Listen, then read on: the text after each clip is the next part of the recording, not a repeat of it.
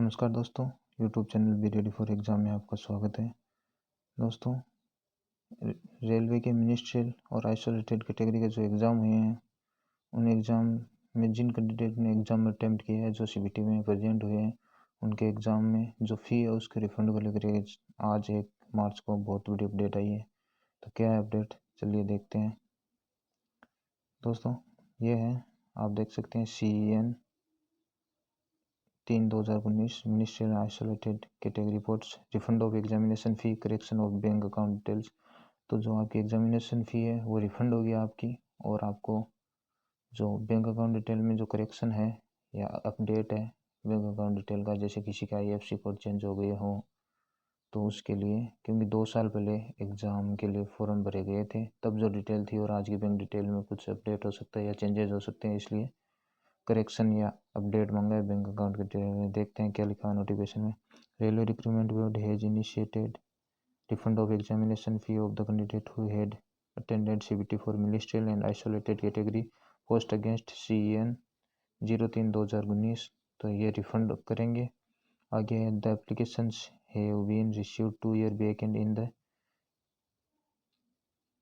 intervening period lot of changes might be occurred in the account details of the candidates. Also, it is observed by the bank while scrutinizing account details that large number of payments were made from the same account number. Further, due to mingling of various banks, their IFSC code have been changed. ऐसा भी हुआ कि IFSC code भी change हो गए। देखिए यहाँ पे ये भी लिखा हुआ है कि एक ही अकाउंट से कई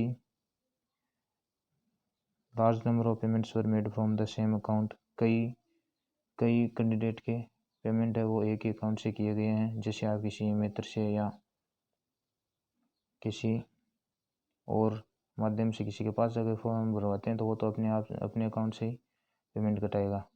आगे है, it is necessary to confirm and take fresh details of bank account so that the refund is made इन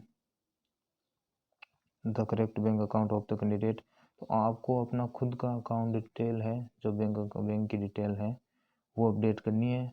आप किसी मित्र वाले के पास गए या आप किसी साइबर कैफे वाले के पास गए हैं तो उसने तो अपने अकाउंट डिटेल से पेमेंट कट किया होगा, तो उसके अकाउंट में आपका रिफंड होगा, इसलिए ये अपडेट आया है। तो आप ये अपडेट ज़रूर देख लें। आगे क्या है देखते हैं।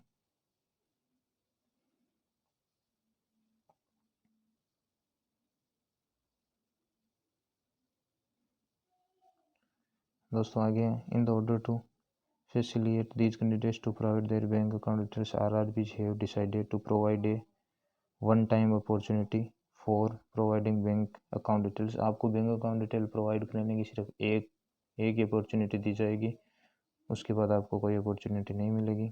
Accordingly to an update bank account link will be provided on the official websites of RRB की जितनी भी ऑफिशियल वेबसाइट है उन पर आपको अपडेट बैंक अकाउंट लिंक मिलेगा, जो एक्टिवेट कब से होगा, which will be live from 2 मार्च 2021 से सुबह 10 बजे से 17 मार्च 2021 शाम को 5 बजे तक। SMS and email also be sent to these candidates to provide their correct bank account details.